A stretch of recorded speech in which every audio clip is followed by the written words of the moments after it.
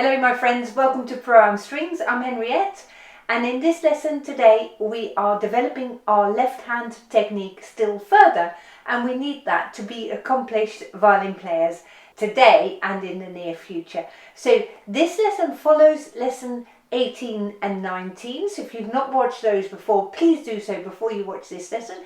You may recall that in lesson 18 we were practicing how to lift up your fingers with the correct technique. In lesson 19 we practice how to leave your fingers down, and in this lesson today we're learning how to place one finger on two strings, and that is a super technique which you're going to be using for the rest of your violin playing career. And to learn this technique we're practicing exercise 78 on page 26 of your book. Let's go ahead, let's get started, and let's first explore the notes in this exercise. I'll count us in for 4. 1, 2, 3, 4.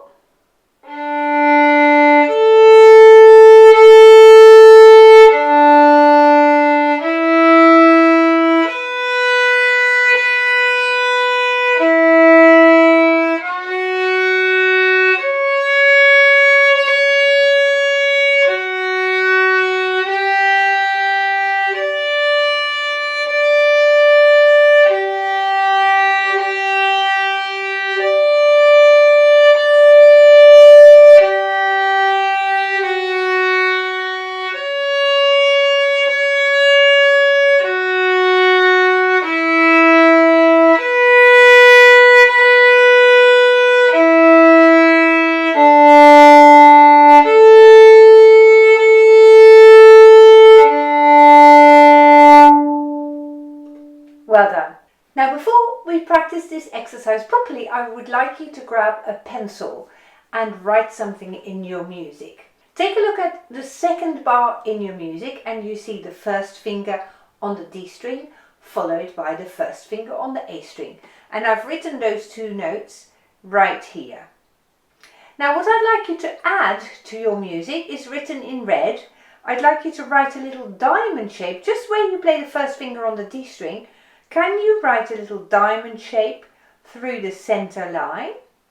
That indicates where the first finger is on the A string, and this diamond shape means place your first finger not only there but also there. So it indicates to me the note that's coming up, because right here we're going to place our first finger on two strings, and that is what this diamond shape means.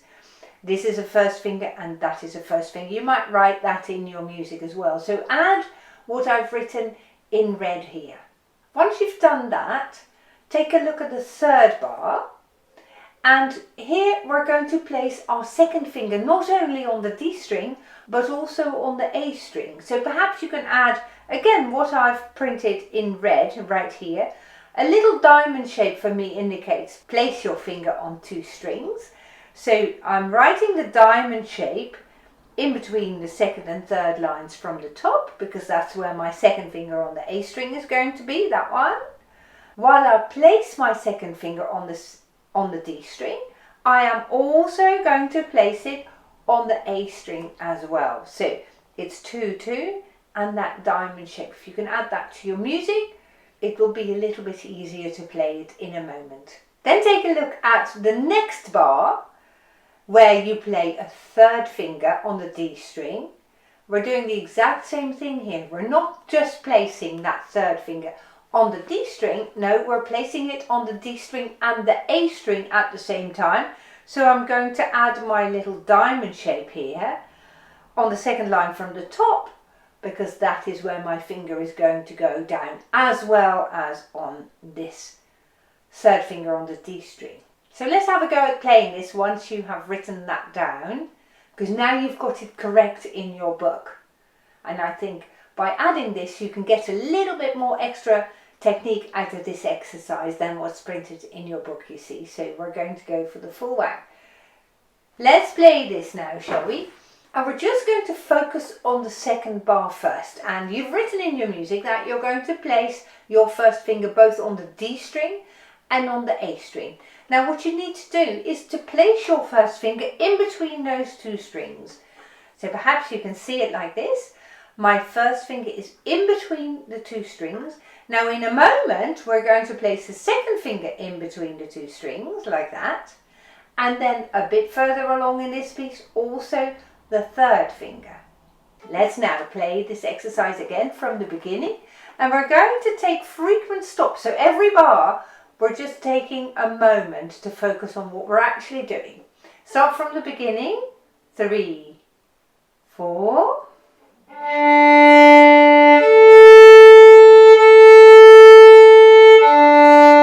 on a moment. Now can you place your first finger both on the D string and on the A string at the same time and leave that finger down.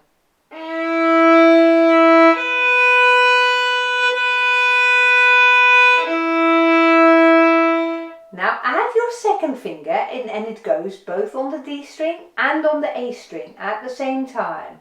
Let's hear what that sounds like.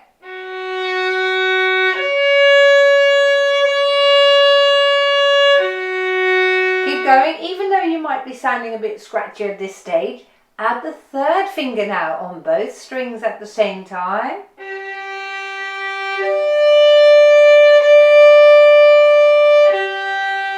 Leave everything as it is. Keep on going.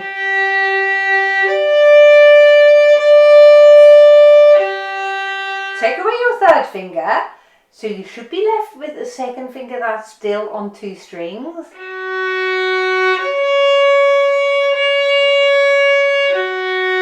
One finger.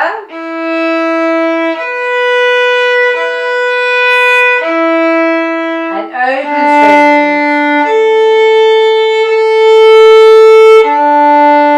And give your left hand a well-deserved rest, because that is really hard work.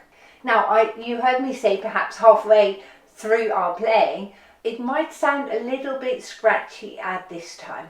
And that may be because your finger may not quite be pressing as hard or on one or the other of your strings. And that has something to do with the level of your left elbow.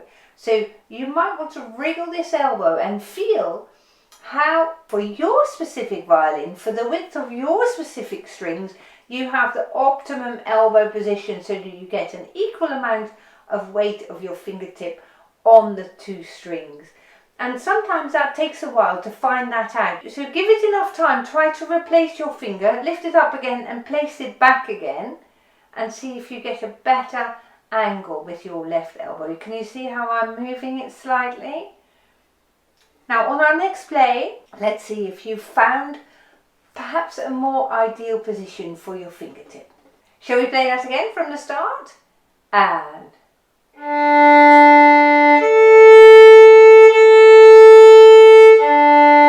just hold it, place that first finger and feel if you press both strings down equally.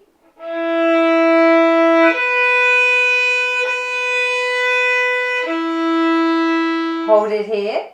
Do the same thing with the second finger. Place it in between the two strings, and now find your correct angle with your left elbow.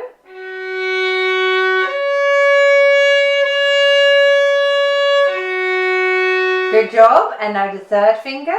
Try not to squeeze too hard. Find the angle rather than the squeeze. Here we go. And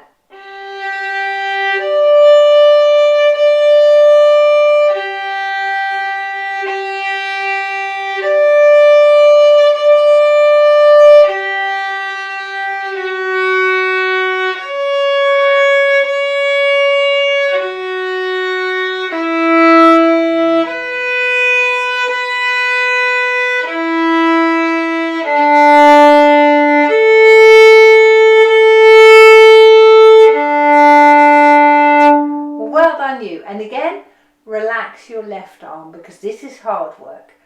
You're making super progress, really excellent.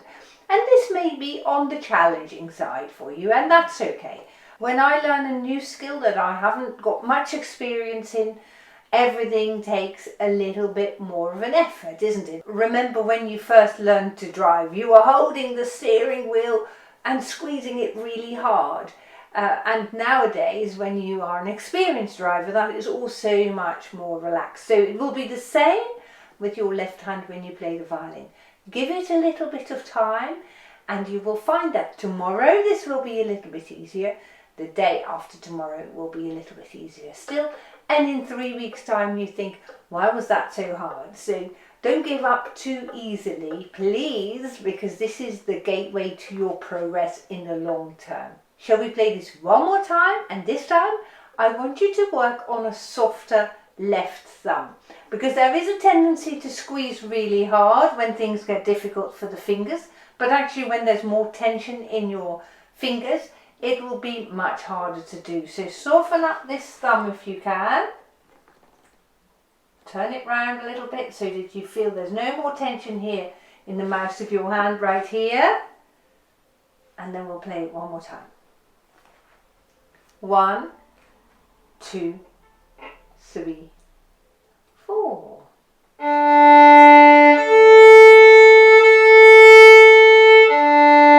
Hold it here, place your finger and take your time placing your finger. Off we go.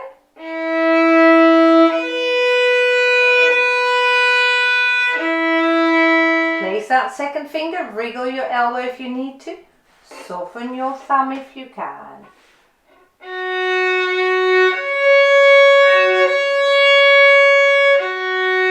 Third finger now, gently. Are you sure that fingers 1 and 2 are still down?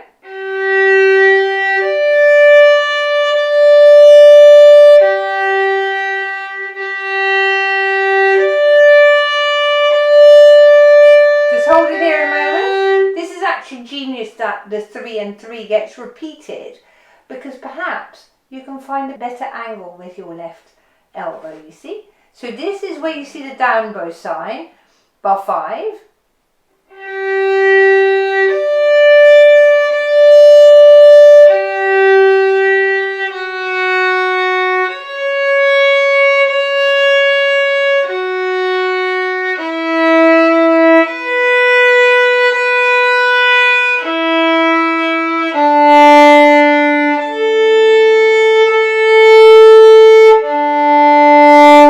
Amazing! Now that was challenging, wasn't it?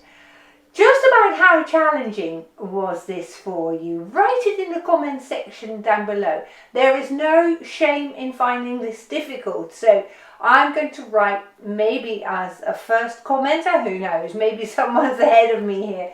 And then you can take it from there. But please be honest and say this was impossible for me.